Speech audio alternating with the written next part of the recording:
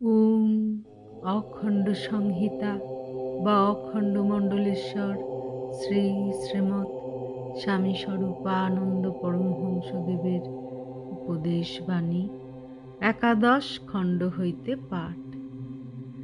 ভবিষ্যৎবাণী করে রাখছি, তোমাদের অবস্থা শোচনীয়তম করে তোলবার জন্য যারা প্রধান উপলক্ষ হবে তারা বিদেশ থেকে আসবে না, জন্মাবে বা জন্মেছে তোমাদের এই পুণ্যময় দেশের তীর্থময়ী মৃত্তিকাতেই।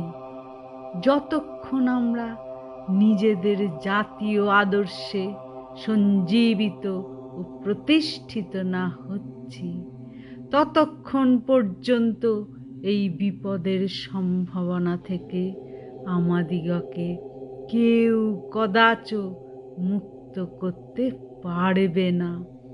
ভারতের সর্বজাতীয় সমস্যা সমাধান হবে আমাদের প্রকৃত ভারতীয়ত্বের সহায়তায়, অন্য কিছু দিয়ে নয়, ভণ্ডামি দিয়ে নয়, গুন্ডামি দিয়ে নয়, কথার জাদুবিদ্যা দিয়ে নয়, উৎকোচের মহোৎসব দিয়ে নয়।